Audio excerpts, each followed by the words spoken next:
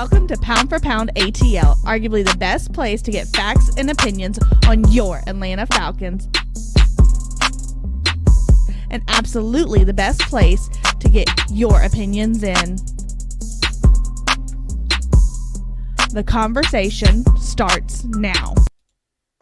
What's going on, football fans? It's me, J.R. Clark, back again with another edition of Pound for Pound ATL Live. It's obviously big news, end of an era, but also other big news. We're joined by our draft contributor, Adam Holloway from up there in Canada. Most of y'all know him as Damsky on Twitter. What's going on, brother? How are you, sir? Good, man. I was going to say, start of a new era on Pound for Pound ATL, right. Baby. New era all the way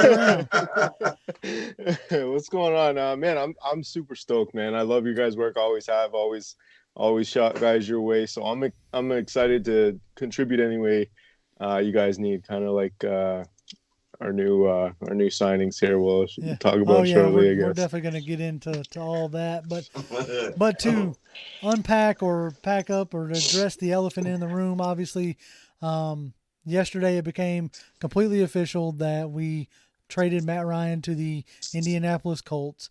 We got a third-round pick in return, which we'll get into all that here in a little bit, but to wrap up the put a nice little bow on the entire, scenario. Like you hire a new GM and a new coach. Neither one were ever like publicly cemented and committed to, Matt Ryan as your coach. So in a way, this offseason shouldn't have come to too much of a surprise. That was a question that we were asking ourselves on Twitter, in space chats, here on the show, anywhere we were talking about is like, what were we going to do, with Matt Ryan? Like, were we going to extend him? Were we going to trade him? Obviously we know the conclusion, but long about midweek last week, the news broke that we were in the hunt for, Deshaun Watson, which I completely understood. Like, off the field stuff set aside, I don't necessarily want to get into that again. That is what it is. Everybody understood why you were going after Deshaun Watson. You had an opportunity to go from a 15-year top 10 quarterback to, another top 10 quarterback. Like, you don't get that chance often. So we completely understood why we went and made that move, or tried to make that move. Now, obviously, Cleveland came in with $250 million to like bring it on home for them. It was a decision they made, which then brought us to where we were on Friday. And that was, now what do we do? Right? As a team, as an organization, now what do we do? Do you turn around, back to Matt Ryan and say, all right, what is it going to take? Or do you do what we did, which was trade him? I was talking to my brother, and I'll give you this quick little anecdote, and he's not much of a football guy, but he was trying to put it into like a real world analogy. And the best one he come up with is like, you got a husband and wife, right? And the, wife cheats on the husband, which the wife would be the organization, and tries to get with sleazy car salesman, and right at like as divorce papers are being served, to husband, who is, Jim from accounting, stand-up guy, good salary, nothing flashy about Jim from accounting, but, as divorce papers are being served, sleazy car salesman walks off with a 20-year-old blonde. You know what I'm saying? So now the wife is like, oh, well, I guess we could work it out.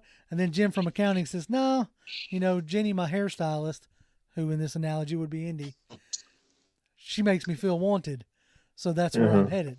And I thought that was a pretty decent analogy, because as we got Matt Ryan's press conference today, he said everything you expected Matt Ryan to say, which was part of what didn't endear him to this fan base in a sense.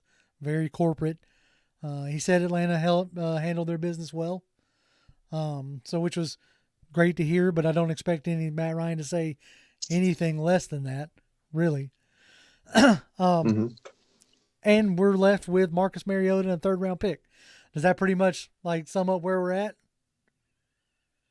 Yeah. Okay. Yeah. Toby, where are you at? I'm happy they did not backtrack with trading Matt Ryan. That's where I'm at right now. I said this before the season ended and remained to say it when we was having bad games against the better teams that we were facing, that I wish that Matt Ryan and this organization would decide on a mutual split, because if you're not willing to build for a 37-year-old QB, it's no use in him still being here, and we need to go into full rebuild mode. I realized that during the preseason because I didn't want to accept it at first because I was like, man, we're in win now. Let's win now. But then you lose Julio Jones, and then you keep losing other people, and then eventually you lose Calvin Ridley. The rebuild was forced up on us, so we know we don't have a choice. So I'm glad they didn't decide to going back to Matt Ryan and decided to go ahead and admit that we're in a rebuild. What you feeling like, Dan? Yeah, I mean, I was kind of in on that last year, and that's what I kind of triggered, right? And you guys know me as a pessimistic fan, but like I need good teams to know that it's like, you know, we're not there just yet. And like just like the non-commitment of Terry Fontenot to just the way he was attacking free agency as well last year. He's like kind of like he didn't want to give term. He didn't want to give term to anybody last year. He was just doing restructures, so he was just pushing stuff down the line.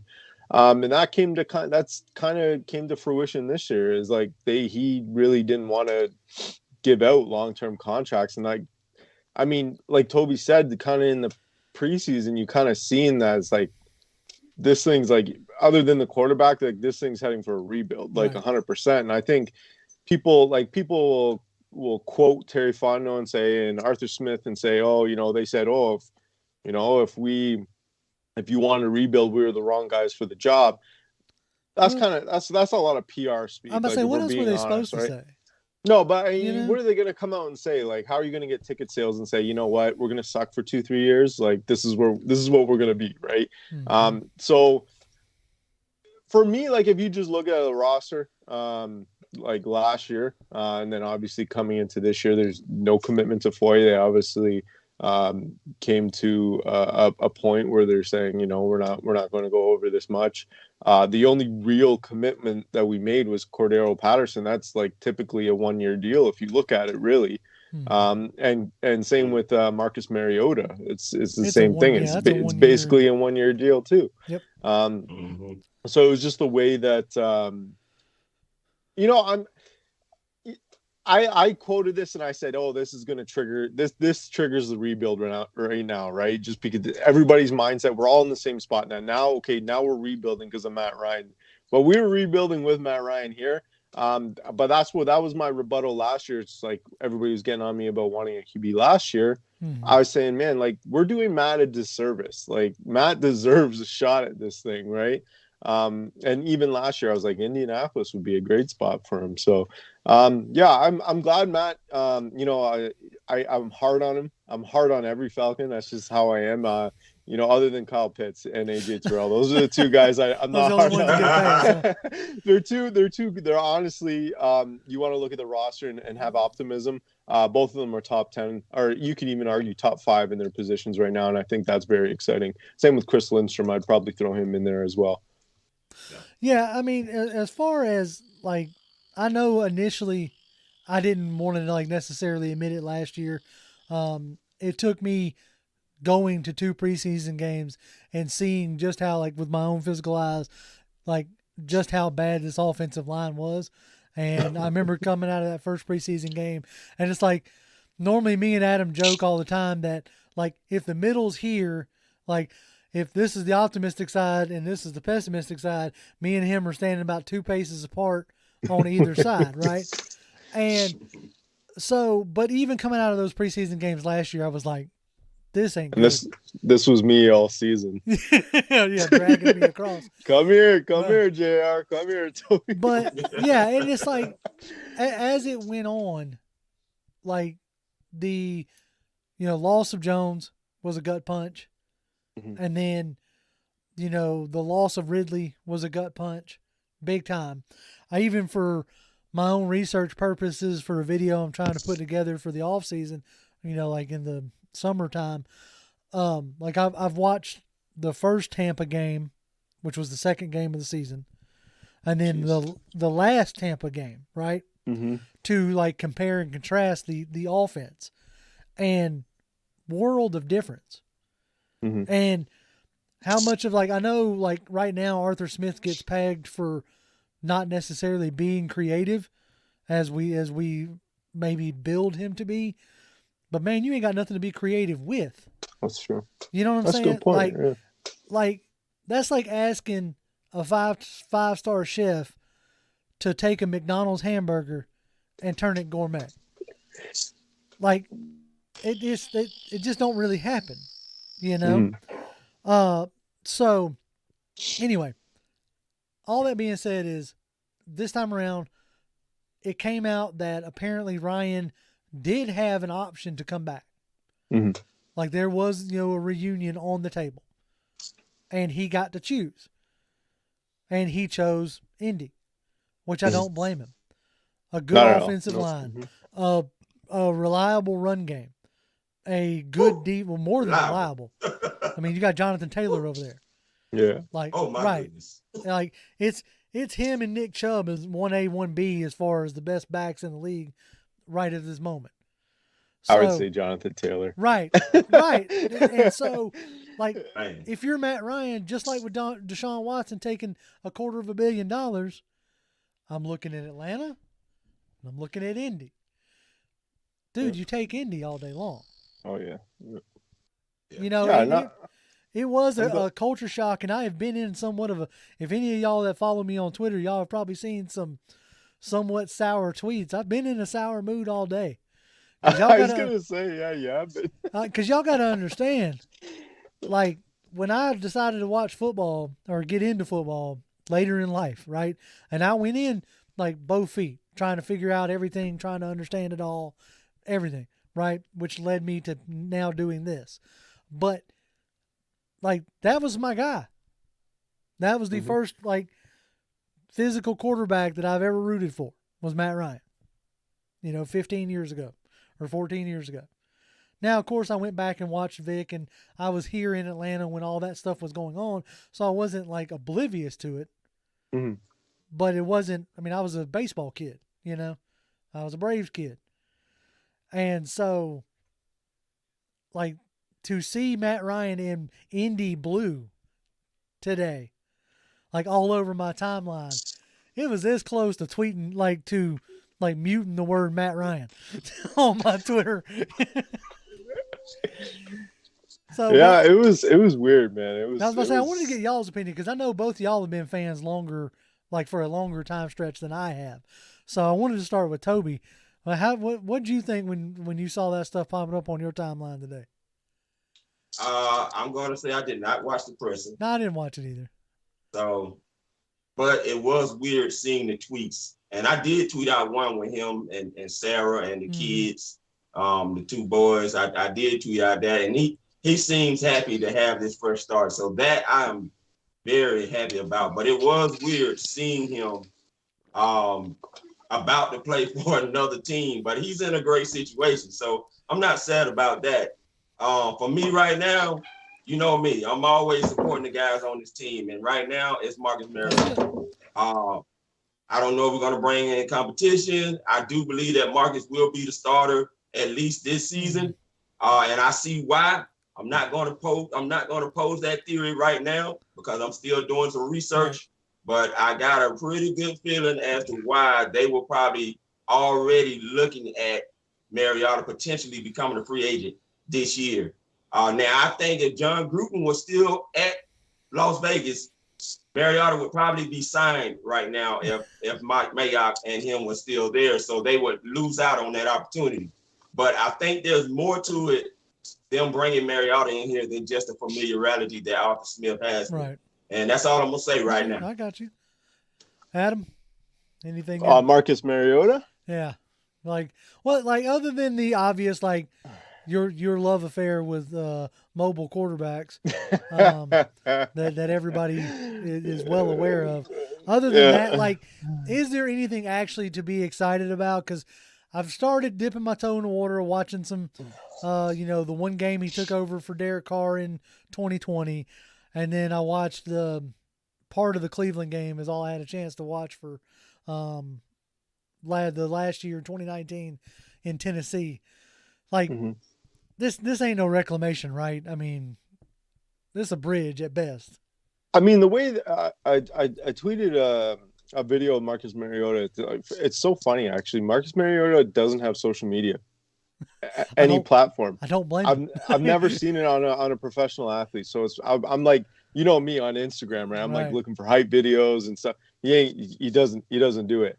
The only thing I could find was so he's a native, obviously, in Hawaii, and those guys are so close. All those, any athlete that comes from Hawaii, they always go back and get back to the community. They're really close. So I guess the major news guy there, I forget his name, but I shot him a message and I said, like, big Falcons fan here. I'm excited to see Marcus here. So that video came from Instagram, but then he later posted to Twitter as well. But Marcus, like, he seems like he wanted this shot to be another quarterback one. And I'm curious to see, like, personally, I think it is a reclamation project just because he did fall off quite a bit from his like when he was obviously drafted. But he said, and I thought it was in the reporter as well. He obviously knew this, but he was saying that, like, you're finally healthy, your arm's better. I don't know what that means. I don't know his injury history or stuff like that. So apparently, like, he really took this time and tried to slow it down and better himself. So I'm curious. Like, the problem's going to be down the line is, like, are we going to actually give him the tools to try to be successful? Right? Because as of right now, it looks like they're sitting on their hands with the offensive line. They want to run it back, which I don't know if it's like one of those things that they were going to go into the draft and, like, just go BPA and then, maybe Evan Neal's there and then that's an upgrade, or, maybe Deshaun Watson's there in the second. That's an upgrade. So I don't know. Like, it's kind of hard to see if they're actually going to give him a chance to be successful, or if this really is a bridge to, hey, man, we want to just get by until we have our selection of who it is. And it could be this year. It could be Malik Willis. It could be Kenny Pickett. It could be whoever. But I'm just saying, like, it seems like they just got a guy that is good for the system. And that Arthur Smith's love. He's been on record saying that he loves him.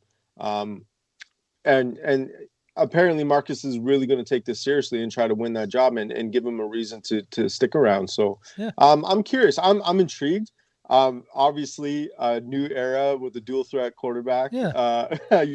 It's just but honestly, I really feel like that's the area you got to get into. Like, people are going to fight me on this. Like, you'll find out pound for pound, but it's what I think. That's what I've been in, right? I poke and kid, but no, I mean, that's the natural evolution of where this game is going. Is that because, like, we talk about, there's that term in economics, like, trickle down economics, right? Well, this is trickle up football. Like, you have all these O linemen and quarterbacks in college that they're not used to anchoring.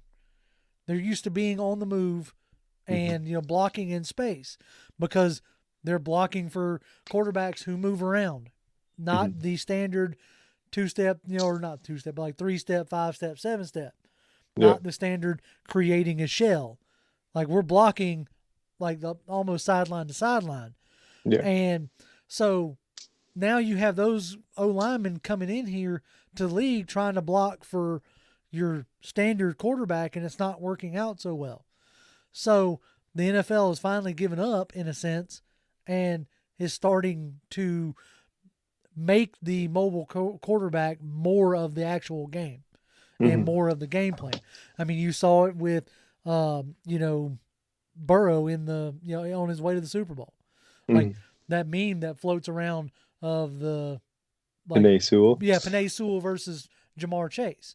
Like, so it's definitely a theory and a thought process. So if you feel like, Mariota's going to give you a year or two or whatever, if he comes in and balls out, now granted, I'm going to laugh my head off if he comes in and absolutely like sets it on fire enough to where like we're well out of the realm of being able to pick a quarterback and then you end up having to sign Mariota. I'm going to just like cackle like a schoolgirl, but that's my sarcasm. That would be the Atlanta's luck, right? Like just always like just randomly Marcus Mariota's good now. It's like, exactly, okay. just randomly he's just amazing, and we have to sign him to us. But I think that's what this coaching staff is banking on, that they can turn this guy into another Cordell Patterson. Oh yeah. I mean, this is a guy that came in, was kind of spotty. The best thing he had going for him was special teams with the returns, being one of the best at doing that. And then he comes here. Teams played around with him being a running back / wide receiver, but he didn't have and garnered the success that they were able to unlock with him here. And I think they're hoping that maybe they can unlock something out of Mariota and get something out of him, at least for the first year, that could produce in the second year. But we'll see how it goes, and how it works out. From right now, what I'm looking at on paper and what I've been researching, I'm not going to tell y'all what it is just yet. It's teasing us but to get there.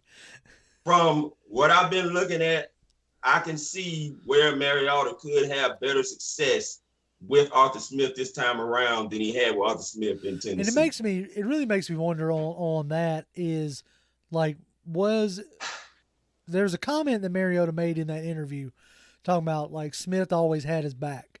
Mm-hmm. And it makes me wonder, was the switch to Tannehill, did that come down from Vrabel? You know what I'm saying?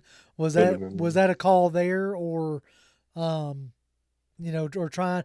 Now Smith, I think later on said that they were trying to get a spark going, and maybe it was something Smith didn't necessarily like. One of those deals like when you got to punish your kids, you don't want to punish them, but you got to, Maybe it was a situation like that. I don't know. That was just something I called on in the interview, talking about Mariota saying Smith always had his back, because I questioned like if that coach was the coach that benched me for Tannehill to where I eventually lost my job. Like I don't know how it surprised me that he was willing to come here. Yeah, that's the big state. That's true. Like, and then for Marcus to say that he's always had his back, even though through a benching, right? So maybe there's something there. Right. And who knows? Like, but I'll say this is a guy who's familiar with the system. They're familiar with each other. So if nothing else, say they do get crazy and fall in love with a quarterback at 8, which we'll get into here in a minute, at least gives you a good bridge, if nothing else, because none of these quarterbacks in this draft are, in my humble opinion, ready to play day one. So whoever you draft is going to need to sit, I would think, for at least a year, in my opinion. But that is our opening salvo of all the good things, the fun things that is happening. The chat has been popping off as we have figured it would be. So let's jump into that. I'm going to start off with Chris Jameson says, what's good, P3 family? What's going on, Chris? We are glad you're here. Up? Same thing with CK22 and Willie Doc. What's going on, guys? Daquan Patton says, what's up, fellas? New era is upon us. Yes, it is. Very much so. Mississippi Paper says, hello, fam. Bittersweet. It is kind of bittersweet. It's not exactly how we wanted this to end. I know it's not how Ryan wanted it to end, but nonetheless, it's how it ended. Bug says, I like the title, In the End of an Era. It is so weird that he's gone. It is going to be weird to be rooting for somebody other than number 2 taking snaps, but this does give an opportunity for me to finally put my money where my mouth is, so to speak. Me and Toby have always said that we root for the team, not necessarily the player. I wish Matt Ryan success, but he's no longer on the team. So after a show or two, you probably won't hear me talk about him much, because just like Julio Jones last year, not on my team anymore. Let's see. Xavier says, what's up, fellas? New era, new opportunity. Yes, sir. Woon Carter says, rise up, pound for pound family. Welcome to the show. Brother, glad you chose this family to express your football knowledge. He was saying that to Damsky, who ran away for a minute. Hopefully Damsky will come back. He just dipped. He said, I got to go. But he left his phone on, so we'll see. Maybe we'll get a surprise visit from a cat or something. That would be funny. Let's see. Nick says, out with the old, in with the new. He says, should have got Julio and Ryan a ring. Should have, would have, could have, but didn't. Maybe if Ryan had had a defense that year, we would have had a ring. Superstar VFR says, Matt Ryan haters, your dreams came true. See, I told y'all just hold on. Y'all didn't have much longer to wait. I thought it would be at the end of this season, but I knew it was going to be soon. He says, you got what you wanted. We remember your names and what you said. Don't be hiding. Look, look, yeah, there is a lot of people out there that are absolutely happy right now. But my thing is, who are you going to start blaming now? Are you going to turn your vitriol to the coach and the GM? Because if that's the case, I guess because you don't have Ryan to sling at anymore.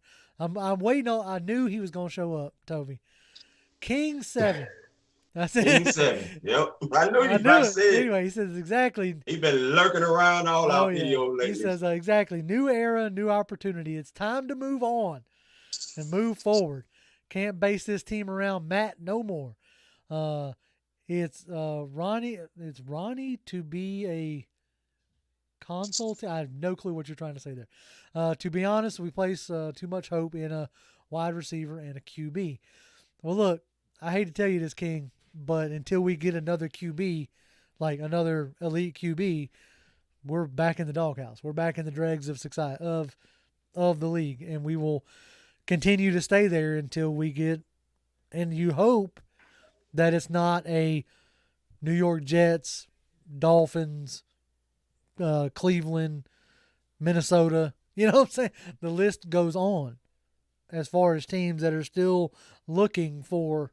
I don't think a lot of y'all really grasp the fact, and I'm not trying to say this to be rude, the fact of the stability that we've had for the past 14 years. It's a stability that this team has never had before. Like, I remember early on when somebody told me that this team had never won back-to-back winning seasons. I was like, you got to be kidding me. They've been around since the 60s. What have I hooked my wagon to? And I went digging, and I was like, oh, God, this is what I've hooked my wagon to. But nonetheless, here I am. She's not pretty. Yeah, right. William Amy says, I pray we get a better quarterback outside of Marcus Mariota. He is not the guy for this franchise, is going backwards. Sometimes you got to go backwards to go forwards. Can I just pitch in on that? You seeing all these things about, we need this, we need. I think one thing we all have to agree on is that we have to have patience through this, right? Like it's not going to come right away. No. It is. Let's see. No, you're right. You have to have patience with any kind of rebuild, and you just hope that they make some genuinely good choices in the beginning. Because what they do this year in this draft is really going to set the tone going forward. Like if you take if you take the necessary steps and try to build an elite defense this year, let's say, because this is a deep defensive draft, then that could go a long way. Like I really like what they've done with Casey Hayward and re-signing Isaiah Oliver. Our secondary is looking really nice. So if they continue to take those steps, albeit with the draft guys, then that's something that we can maybe start hanging or like changing the culture. Is it a culture of now defense and run the ball, kind of deal? Yeah.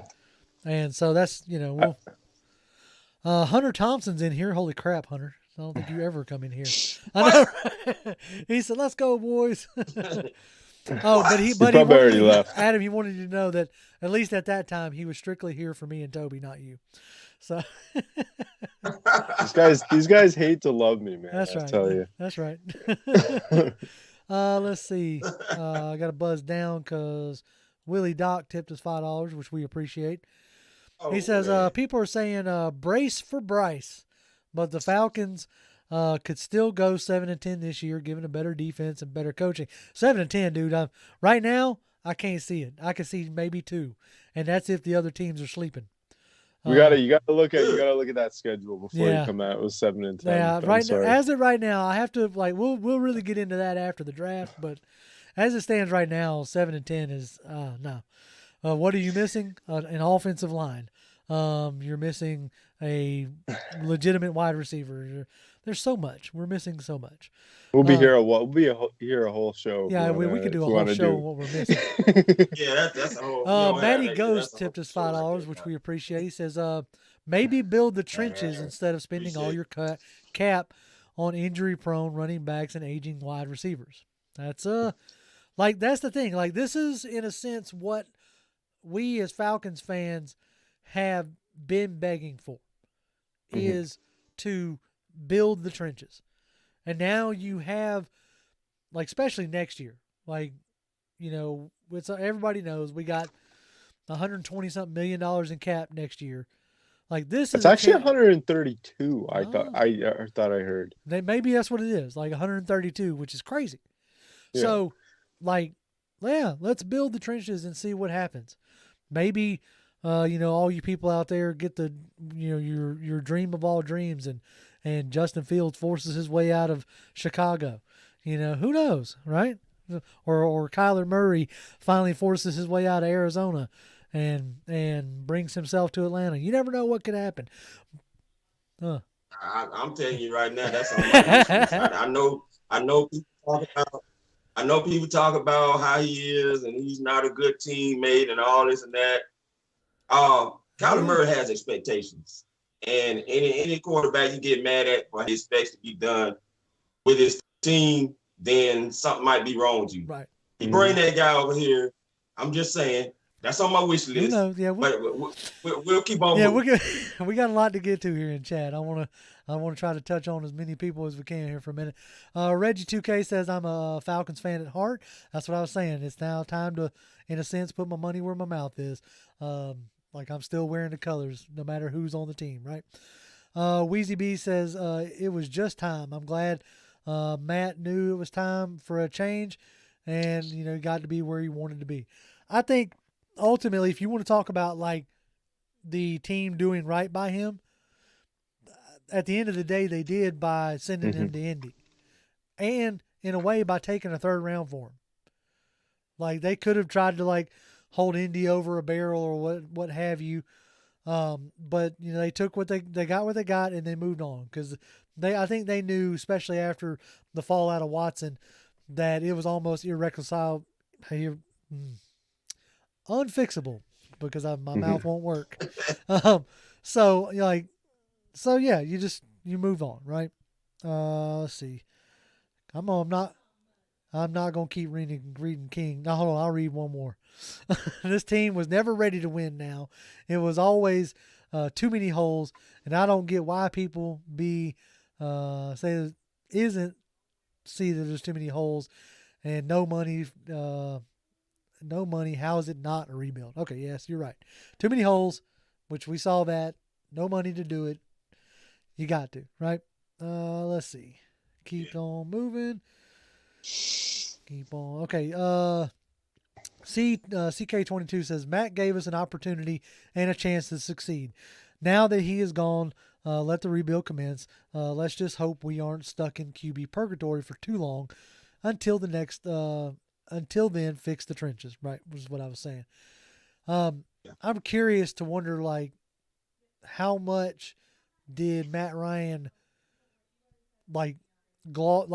smooth over, in a sense? We always talk about, everybody wants to talk about Matt Ryan didn't elevate anybody's play. I can point to a lot of players that he did elevate. A lot of players that went to other teams from here and got cut shortly thereafter. So I wonder how bad this team would have looked over the years without Matt Ryan's play.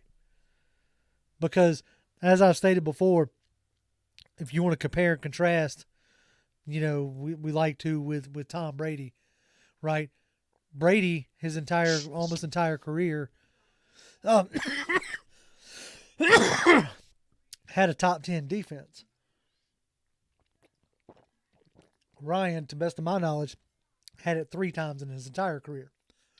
So it's that much, really? I didn't think he had won that many times. I can only really remember 2017. Oh man. Yeah, I thought that was the only one he had was Marquand Manuel's defense. I think that was all I remember. I don't remember no other year. Now, opportunistic, yeah, we've had opportunistic defenses, but not a top 10 defense the way we had in 2017. But of course, we had Dontarie Poe, man in the middle of that line as well. So that did make a difference. But other than that, we hadn't had a good defense. And that was something I looked at towards the end of the season. Every one of Tom Brady's, Super Bowl wins, every one of them he had a top 10 defense. The years that he lost in the Super Bowl, he had a below top 10 defense. So that's something that Matt Ryan, I don't care what y'all say, or I guess this is my own opinion at this point, right? He masked a lot of things on this team with his play, with his ability. I know he wasn't flashy for this city. I know the city never really truly embraced him in the way that I feel like other organizations might have.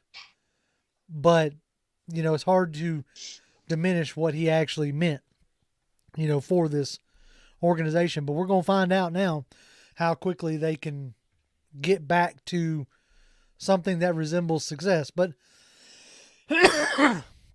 all that being said, like I stated earlier, I don't blame him for going after Deshaun Watson. You had 4 losing seasons in a row. You had to try something. Your brand new stadium is empty on a regular basis. This fan base was not excited at all about this team. So I completely and utterly get it. And I don't blame him for doing it. Be Strong tipped us $5, which we appreciate. He says, I'm surprised Kyle Shanahan didn't make an offer. Why would he? He has Trey Lance sitting there. But anyways, that's for Matt Ryan. All the other NFL teams must think Ryan is washed up if all we could get was a third. I don't believe that. So go ahead. I got something to say about that, because too many people are making too much to do talking about his 3rd round pick. I don't think it was much about the 3rd round pick as it was Terry Fontenot them needed to move on from Matt Ryan. They wanted to send Matt Ryan to a place where Matt Ryan was going to be comfortable going. So forget about what the compensation was going to be at this point. Give Matt Ryan what he wants. And the second thing is, if there's any year a 3rd round pick looks good, this is the year. Because there's a lot of players in this draft from 2 to 4 that's probably about as good as the value in the 1st round after them 10 picks, which we still don't really know who the top 10 are, because the way this draft is set up, anyone really to your liking could be in the top 10 this year. So the boards are probably going to be all over the place as far as those first top 10 guys go and who slips and who doesn't. So I'm not really sad about just getting a 3rd round for Matt Ryan. I'm happy that he's moved on.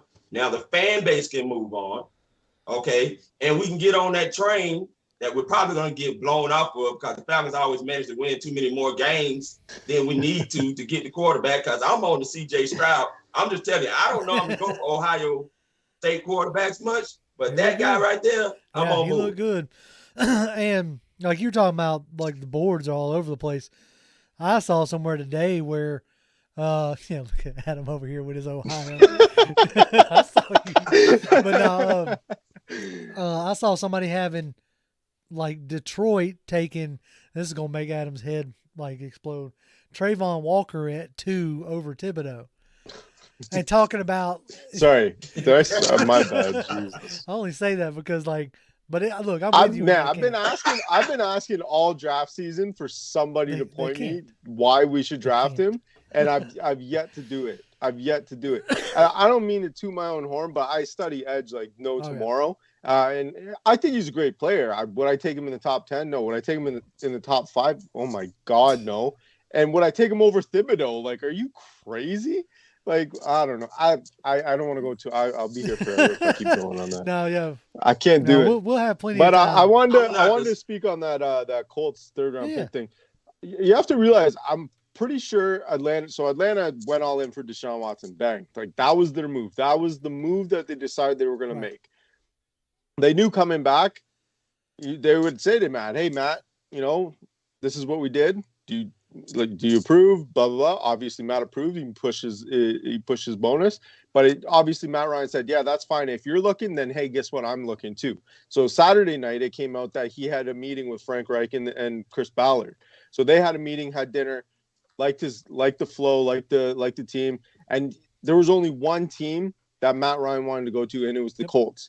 So Atlanta, obviously, they said, all right, we're going to make that work. People got to understand, like, they did right by Matt Ryan, but Atlanta just didn't get the compensation that they needed or wanted. They also didn't really have the leverage.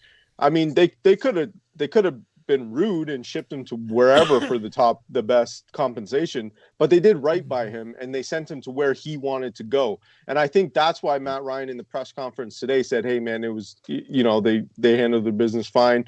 Everything was good." So, because I think they came to terms and it was a mutual split. Like I know people don't say that because it came out that Atlanta took their shot. But obviously they consoled one another. They came back. Terry Fontenot said it was either us or Indianapolis. Matt chose Indianapolis. He said, okay, he made it work. So I think there's just so much. People always want to point fingers. Like, you know what I mean? People want to point fingers at things. I think that's a little bit too much. I think it was mutual. Matt wanted his chance at winning a Super Bowl. Colts absolutely give him the best chance to do that. They really fit, for the first time in a while, he's got a run game, he's got an offense line, got a defense, possession receivers, Mo Alley Cox as the tight end. So, you know what I mean? He goes to the situation that he wanted and that he's needed. And I feel like as Falcons fans, we should be happy. Like that's what he deserves. Because this thing is going to be bad. Yeah, that's something. Go ahead. I mean, man, but look. No, go ahead. Oh, go ahead, JR. Well, all I was going to say was. Like, that's the thing that y'all are not going to hear out of me for a while is you're not going to hear a lot of optimism out of me. I'm going to try to keep it. Like, the optimism is going to be in a different aspect. And it's not going to be winning games. It's going to be optimism in can we establish an identity? I got a tickle in the back of my throat. You all right? Yeah, I think I'm gonna make it. But now, so yeah, the optimism that you're gonna hear out of me is, can we see the line improve? Can we get a run game going? Can we get something that resembles an offensive identity, an offensive plan? Can the defense, start to really form what Dean Pease likes to do, what we've seen him be able to do in Baltimore and in Tennessee? Okay, can the defense start to really gel? We know that he likes to build he really relies heavily on that secondary. So, that secondary is at least the corners are looking stronger this year than last year. Now, do the safeties take a step forward? Do they finally throw Richie Grant to the fire, so to speak, and let him sink or swim? So that's the optimism for me. So what were you gonna say, Toby? The identity thing. The Falcons got to figure out who they are. Now, I know originally I was like the offense. If you're going to keep Matt Ryan, you get an offense and kind of get back to a semblance of scoring points. But now you look like you're further away from that than you were closer to it. You didn't do anything with the offensive line, so you got to figure out who you are. Are you going to be a top-notch defense that only needs to rely on a quarterback to not mess it up? Or are you going to be trying to look for a quarterback that can really lead the way and help this team win? I need to know who you are, because right now I don't know who the Falcons are. I don't know if they're trying to be a top defensive unit. I don't know if they're trying to be a top offensive unit, special team. I have no idea who they are right now. Let's be a special teams team. That'd be fun. Great. That'd be a different approach, right? We all resurrect Beamer ball here in Atlanta. Yeah, trying that'll to be beat you with good. special teams. But no, I mean, it is that, like, you know, that's what I'm looking for right now. Is what is going to be the calling card? Like, how and where are you going to try to build this team? You know, I would love to see, for once, them put some. Not saying that they didn't put resources in, but have these resources actually work out and actually build a defense. That would be fun to see. You know, to build a shutdown defense, to have. So, okay, let's get into this real quick. I saw some face palming on the Twitter timeline talking about the Lorenzo Carter signing wiped out or offset the compensation for Foye. Tell me how that makes any sense, especially once I saw his contract. Like, you couldn't sign anybody at that position if you were hoping to get a fourth. That don't make no sense to me. Well, apparently it's if you sign people $2 million and under, they don't count. So yeah, I think he signed for $3.5 million. I would have rather them try to, like, I don't know. It looks like Terry just really didn't think about that, because like he could have made it like his base at 1.8 and incentives, like easy incentives, like get 1 sack and it'll push it up. So that way it stays down. But it's kind of disheartening. Like, a 4th round pick's pretty big in a year that, like, you might be able, like, if we don't finish in the top 2 and we want to take that swing at a quarterback, having that extra draft capital, whatever the case may be, helps in every round, right? So yeah, that absolutely sucks, man. I that's kind of, I guess, a flaw in the system. I would say, like, Foy signed for what? I think it was like $13 million per exactly. year. So like, how does we lose out on a $3.5 million? So how does a $3.5 million in the form of the calculation, how does that offset, and plus consider the fact that they play 2 completely different positions. I know Lorenzo's like labeled an outside linebacker, but he's rushing the passer. He's not, patrolling the middle of the field, breaking up passes.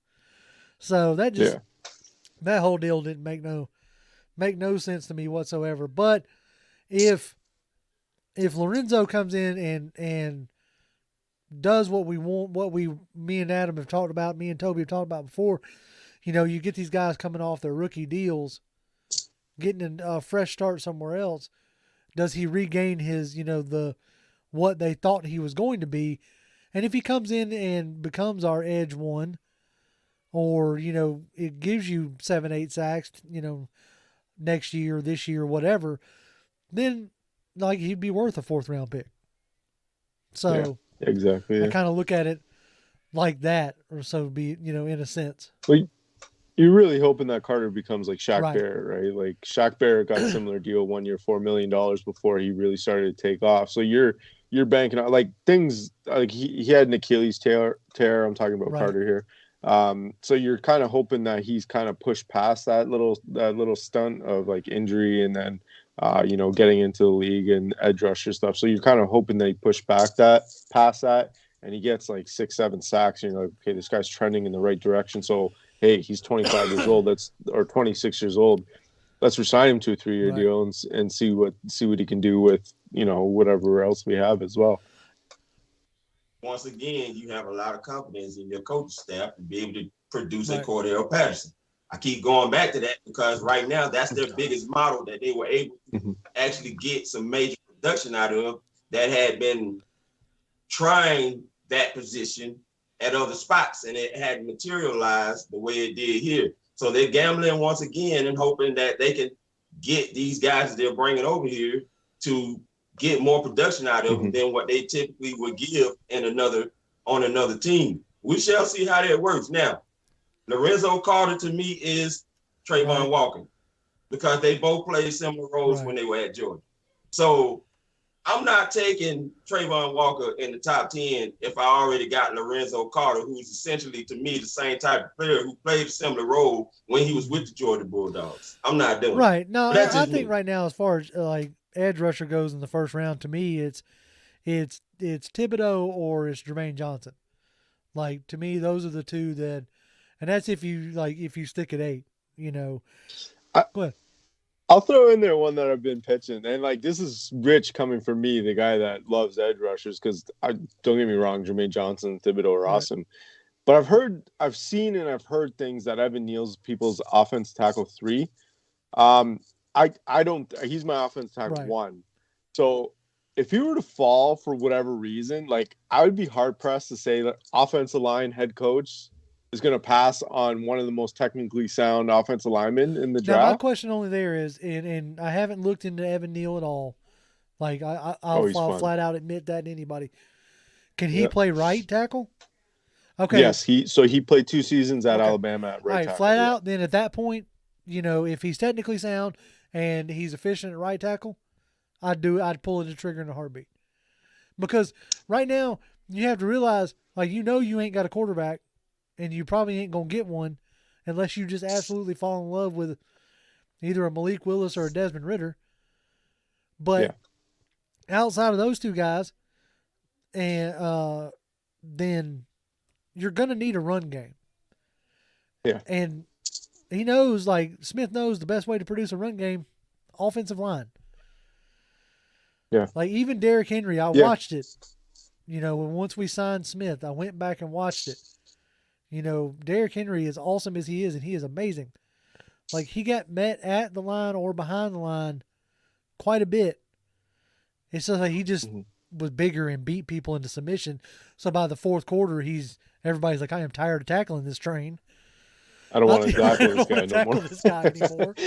So then he'd start ripping off those big runs, right?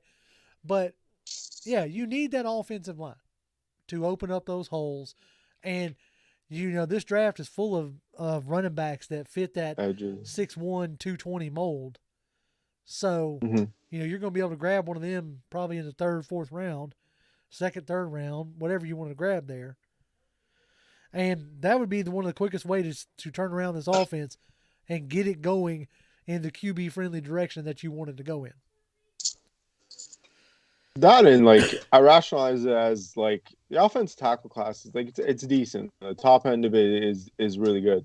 Because it's Neal and Icky, but right? the edge class, the edge class is absolutely loaded. So if you're saying that we could get an Evan Neal and a Boy Maffey in the 2nd round, yes, that's a good start to the trenches for me. Sure. And then it's so deep that you could probably get another edge in the 4th or 5th, and he'd be a rotational guy, right? D'Angelo Malone, probably in the 4th, or my guy Tyreek Smith as well. Exactly. I love him. You know what I mean? There's avenues to where edge doesn't have to be the first pick, and Evan Neal be the first pick. The thing is, so I'm really much about these offensive tackles that can just physically intimidate you. And Evan Neal at 6'8", 340 pounds, that moves like Tyron Smith, is an absolute freak. Right. And I think he would give us the best bookends that I think we've ever had. In Jake Matthews, Evan Neal, and then you have a good guard in Chris Lindstrom. That starts to become a really good position where you can, hey man, we got our quarterback. Hey, we just drafted Breece Hall in the 3rd. We got a system here that we can develop a quarterback now. So now things look really good. If Evan Neal is there, for me, if it's Jermaine John, the biggest push would be if Thibodeau and Evan Neal were there. And if that goes wrong, then 7 teams really messed up their draft board by those 2 guys being there at 8, right? So if one of those 2 are there, that's a conversation for me that I'm willing to have. I love Thibodeau, so I'd probably go Thibodeau. But Evan Neal is a really fun, really good prospect. Yeah, I completely agree. Toby, you've done the most work out of me and you. You've done the most work on offensive linemen. Would you be opposed to taking an Evan Neal at 8 if he's sitting there? If Evan Neal falls there, yeah. But if it's between him and Icky, you taking Icky? I'm taking Icky. I think Icky's going to go 1. I think Icky's going to go 1. Yeah, Icky just possesses a little bit more of the nasty that I would like. That's true. And especially with Dwayne Leffert likes on the offensive line than Evan Neal. But Evan Neal definitely is a force to be reckoned with. If he's there at 8 and he falls there, now you guys know I'm sticking with Sauce Gardner even if they don't choose Sauce Gardner. I'm So sticking with the Sauce at signing 8. of I'm the not signing changing of Casey my pick. Hayward doesn't move you off of Sauce? Yeah. Well, no, because it's best player available. I remember when we were signing up tight ends and everybody kept tweeting me back after I was talking about Kyle Pitts coming to Atlanta. Oh, see, they just signed this tight end, so we don't need a tight end. And then they still pick one. So it's and Terry will tell you himself, he's not afraid to add to a position of strength. So it's possibility that you may get a guy that you already at a position that you have strength at. And right now it's looking like on paper that cornerback is becoming a position of strength for us, which we're going to heavily need it because we ain't got no serious pass rushers right now. We're going to be hunting for some coverage sacks. That much is for sure. They got to definitely improve on the 18 sacks that they had this past year. Mm-hmm. So, but that would be interesting if Icky does go number 1 to the Jaguars. It's probably kind of hard for me to believe since they franchise tag Cam Robinson again. I think somebody put in chat, I think it was our good buddy Josh Gillum. I'm going to try to see if I can find it. He said something about it was negative 400 for Hutchinson to go 1. He said Hutchinson is negative 400 to go 1 overall. So whatever, for all you betting people out there, I don't know if negative 400 means that's a real good chance of going number 1 overall. Let's see. We're going to jump back into chat for a few more minutes as we start to wind this thing down. Let's see here. Okay, it says, your boy Bell says, Mr. Blank needs to fall back now and let Terry drive. Get Rich and the focus group out of the room and let's get some ball players. That is an interesting comment. I saw that and I wanted to bring it up because I wanted to think, like, with this whole Deshaun Watson thing, do we feel like this was like Blank driving that bus on that? Because that's kind of how I feel.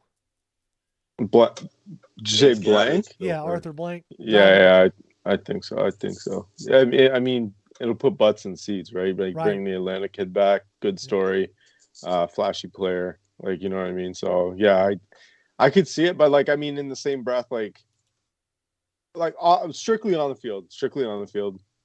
He's a top 5 quarterback in this league. If you don't have a top 10 quarterback in the NFL, you have a very slim chance to win the Super Bowl. So, you better get the defense. Yeah, well, but I mean, seriously. Yeah, but how many times does that really happen though? Like you had it with like Denver.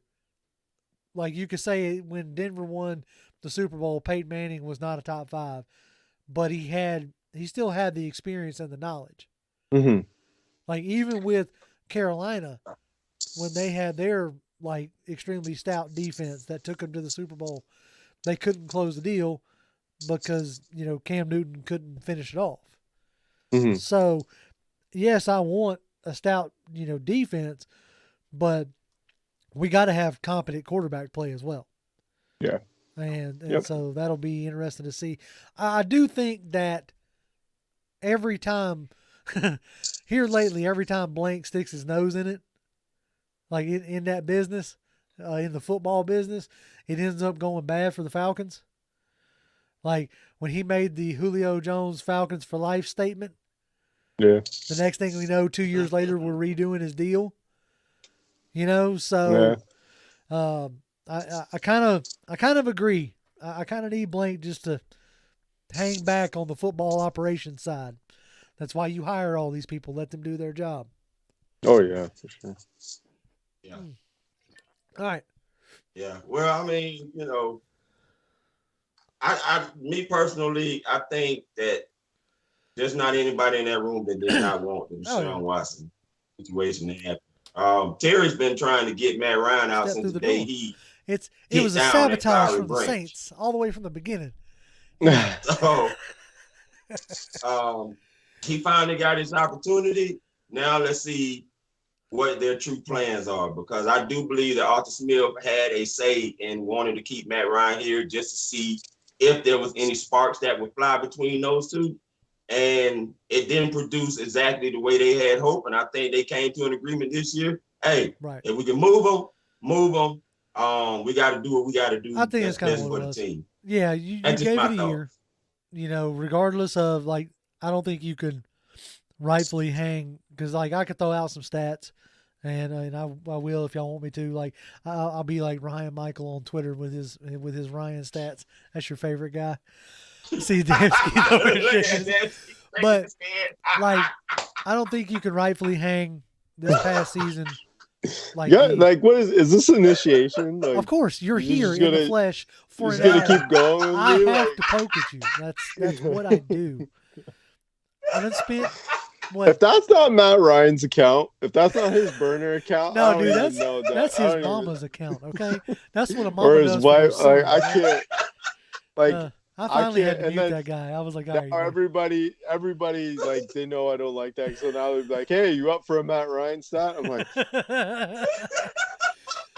I will say this: I was looking. I was messing around on Pro Football Reference, and I was looking at like the number of. They have a stat, like literal stat, that's bad throws, and Yeah.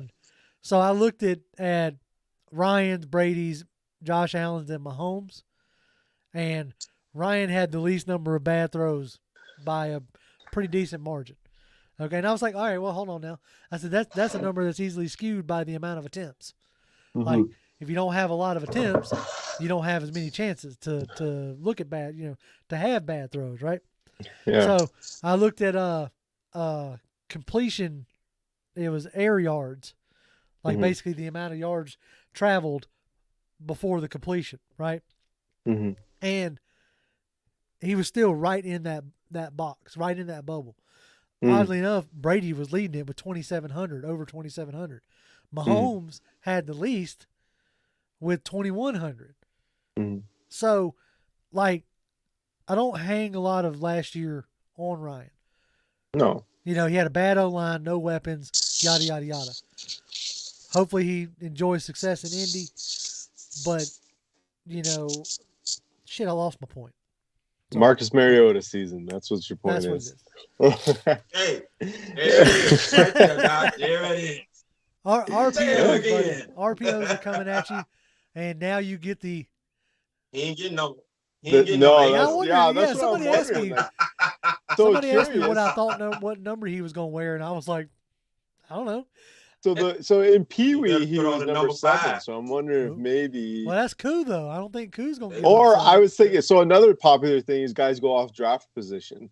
I know that's what Kyle Pitts did. Or no, Kyle Pitts he did He would've 4 been and 4 4. or something. I don't know, something like that. Oh, He mixes together, they but got- so Don't maybe you- he goes. Then maybe he goes 2. Does he go Oh, 2? there you No, go. No, he couldn't do that, Oh. right? Okay, you can't. Listen, number 2 is going to be untouchable here, but Oh, if yeah. anybody knows me, knows that number 2 is my favorite DB number. I got So maybe we get a really good DB that goes. No, I'm joking, man. I'm poking the bear. I'm poking back now. I'm poking back now. No, it's all good. It's all good. His might give up number 8 because that really is not his number. He would have Yeah, he preferred wanted it. 84, but he can't get Cordell already had it. Cordell. 84 has that number. So Pitts might be like, hey, look, you go ahead and you pay me this and you can have it. Pay me We'll a couple see. cheeseburgers or something. I don't know. But if he was a top 10 quarterback, I'm Pitts. Hey man, here you go. But since you're not, hell no. Just outside. Yeah. You gotta earn this number 8 off my He back. can have number 47 for the real loss of the all season. Josh Harris. Harris. That's right. The real loss of the off season. Nobody's mourning the loss of the long loss. snapper. I'll say this, man. The second that we see a play action boot and Marcus Mariota go out the back door there, I might shed a tear. I haven't seen that in 14 years. A little play action boot for about 30. I'll be really excited. There's a dimension that has not been here that is here now. Like, I don't know how the rest of it's going to look. Like the decision making process. Mhm. That was some of the issues that I saw and a little bit of that I watched, but I don't know how well he's gonna stay healthy. Mhm. As far as that goes, but I will say that like him taking off and running down towards the goal line, that's going to be something that we ain't seen ever. You know, like Ryan's had a handful of rushing touchdowns. Designed runs. We will now be able to add designed runs into the offense. I mean, yeah, it opens up that playbook in that aspect. So, and you might as well get, like, you know, in a sense, you might as well get used to it, because if it ain't Mariota, it's going to be whoever's next.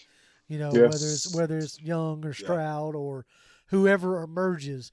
Right now, you know, Young and Stroud are the names everybody's throwing out there. But we know for sure by the time we're back here this year or next year, it's going to be, you know, there's going to be 2 or 3 other names that are added to the list, whether it's a Rattler or whatever. Yeah, you're hoping Rattler, like, to be honest with you, like, of the quarterbacks in this class, he's probably got the most live arm next year. Like, that thing uncorks at a ridiculous velocity. So you're kind of hoping he takes that step in South Carolina and becomes somebody good. Because not only that, because that's good for Atlanta then, right? Like more QB prospects next year. But that's a conversation for a year from now, I suppose. Yeah, and the conversation that that conversation is actually, especially since you on here with us.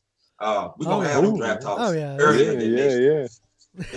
Hey man, I started this year looking after the Eagles game. I was like heavy into draft. I'm like, this is gonna be bad. So I was heavy into the draft at that point. I could be in that training camp at this point into next year's draft class.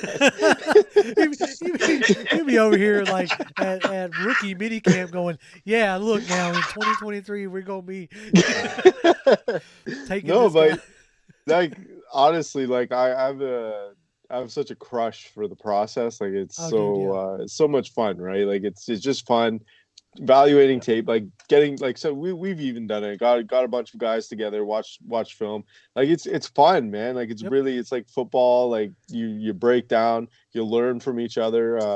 It's so much fun. I'm addicted to the process. Like I will say this, like the process, I was already enjoyed the team building process as much, if not more than the season itself in a weird way.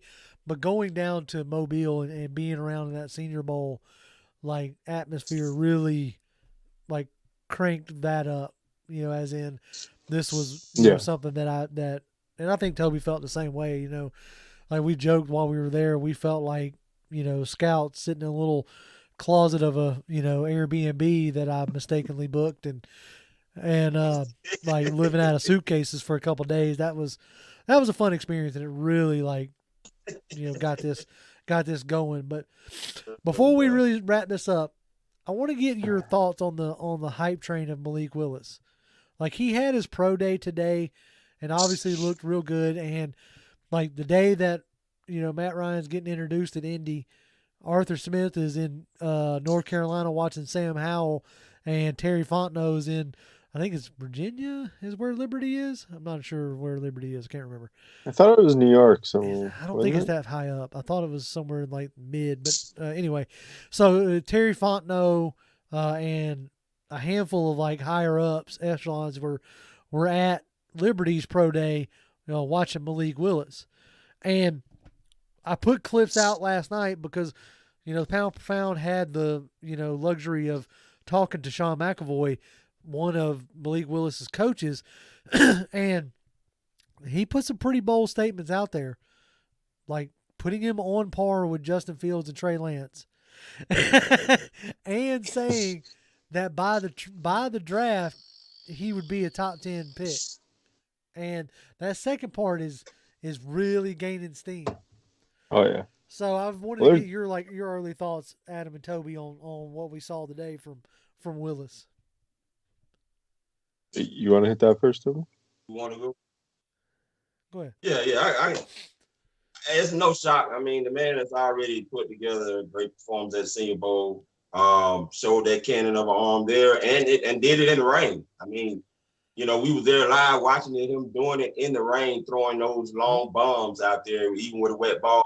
He carried that over into the combine, and then he carried it over here, which further has stamped his top 10 marking And there's talks that he can go as early as 2 to the Lions. And that is possible with Jared Goff over there. They can probably use a guy like Malik Willis in that division. So we'll see how it goes. I like Malik Willis, but he's definitely still a raw cat. He can make the NFL throws. He's shown that. He has a cannon of an arm, and he makes some great throws with guys that are probably not going to be considered top wide receivers going into the NFL, probably at all. But yeah, he can make some great throws, especially down in the red zone, where he really excelled when I saw, the film that I watched. Yeah, he's apparently being talked about at pick 2 now. Like that's like Detroit likes him. It could be smokescreen to get teams to come up, and they want to move back type of deal. But he's really improved his draft stock as much as you could for a guy that was like a fringe top 25 player, I think, going into the Senior Bowl. I think he's a good player. I think he's really good. I think where you kind of lose me is like, can he work progressions? And I know that's a big thing because Liberty's offense was basically we'll have a 2-man route or we'll have a 2x2 set. And everybody's going to run flies, and you're going to find the guy. You're going to decipher if it's cover 4, cover 2, whatever, and then you're going to try to hit a seam ball. And if that's not there, we don't have any other progression, so go do something else. Yeah, go make it happen with your legs, right? And I think the Senior Bowl was his best shot at showing that he can work progressions. And he did it, but he was inaccurate at times, and I think that's what most people are saying. His athletic ability is undeniable. I think his athletic ability would probably be below Justin Fields and Trey Lance for me. I think because Malik is smaller, he's 6'2", 220. Right. Both Trey Lance and Justin Fields, I think, are 6'3" over and 230 over. I'm pretty sure they're big boys.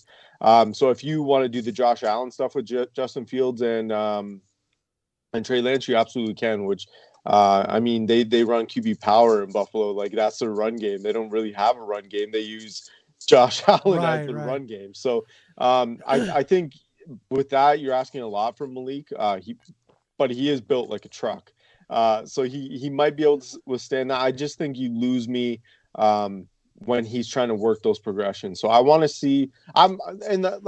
He's not a finished project, because anybody knows Josh Allen wasn't a finished project. He couldn't hit the backside of a barn when he was coming out. Like, his checkdowns were awful. Now he's literally Superman. Like that's who Josh Allen is. He's literally Superman. There's not a thing on a football field he can't do. Right. Right. So I mean, if you're looking at raw traits, big arm, dynamic running ability, built like a truck, you're betting on those traits. Right. That's like that draft class. Josh Allen, Josh Rosen was the biggest learning curve for me in terms of Josh Allen was supposed to be the most pro-ready quarterback to come out since Matt Ryan, and it just didn't work out, right? Josh Rosen, sorry, and he couldn't put it together. But Josh Allen, a guy that was super inaccurate at Wyoming, comes into the league and he makes it work with his legs. So that's what I'm saying. You can buy yourself time, and if that's what you're doing with Malik, and you have that plan to use him in the run game, but also hit simple throws like crossers and stuff like that, then yeah, you could sell me on that. But for me, I'm buying the Malik hype. He's such a humble dude. Like, that's the problem. Like, you watch any interview with him, the first person he's thanking is God. Like that ain't no BS for him.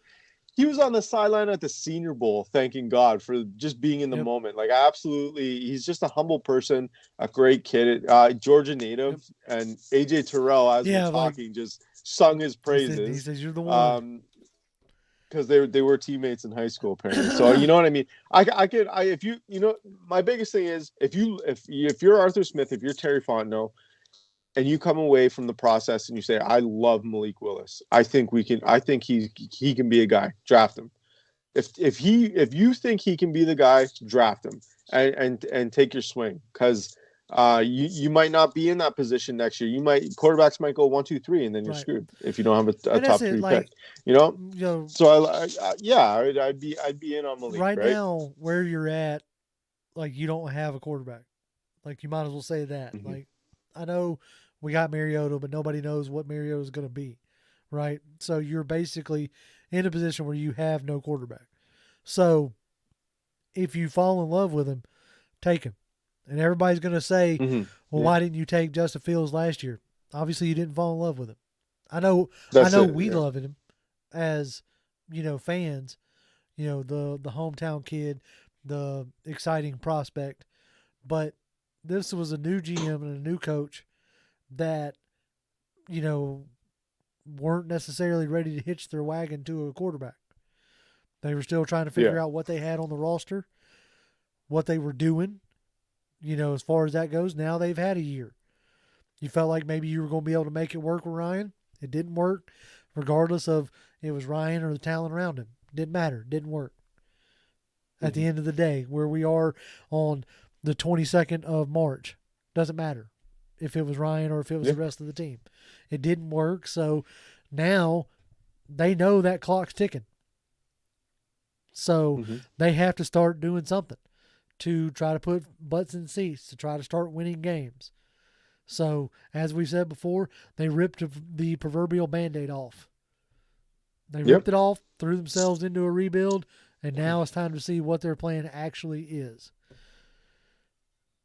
Well, my guy up tomorrow, so it don't even matter. I ain't stuff about Malik Willis Matt Corral. Matt Corral is up tomorrow. That's what I want. See, so that's my number one QB now, in this draft. Because of his injuries, he wasn't being able to do the Senior Bowl or the Combine. He's been the forgotten guy. So he has a chance to put himself back on the map tomorrow and get himself back in that conversation. And maybe he's a guy that's sitting there in the second round because of all this. Maybe you grab your Evan Neal in the first round or whoever falls to you, and then you grab Corral or Ritter in the second round type deal. But I think that's going to do it for us today. We've ran at about an hour and 20 minutes or so. I know we didn't spend much time in the chat. Y'all seem like y'all were having a good time chatting with each other. So I didn't want to interrupt a lot of y'all's conversations. Matty Ghost has tipped us another $5, which we appreciate. He says mobility is there with Mariota, but IR is a given. His middle name was IR just about every year of his career. Well, so you got to hope that maybe given the 2 years of being able to get himself right in Oakland, maybe he's figured out like better like health care, so to speak, and preventative maintenance and stuff like that. So either way, even if he's not, you're not paying him, you're paying him backup money. So you don't have anything invested in him. So, all right. Well, Damsky, Adam, we appreciate you in your inaugural joining of us here on Pound for Pound. Y'all keep it tuned to the channel as we really get going with draft stuff now that the majority of this free agent stuff is behind us. Where can they find you at, sir? Me, you can find me at Damski32, DAMSKI32. Lots of spaces. That's the move. Spaces. So yeah, if y'all don't have Twitter, get on Twitter just for that. Yeah, it's fun, man. We talk prospects, we talk free agency, we're not talking QB anymore. That's it. No, we're done. That's my rule in the space. We got our QB of the future now. Toby, where can folks find you at? D1991. As always, y'all can find me at Grim1128, GRIMM1128. And as always, Falcons fans, let's just rise up, man. Peace.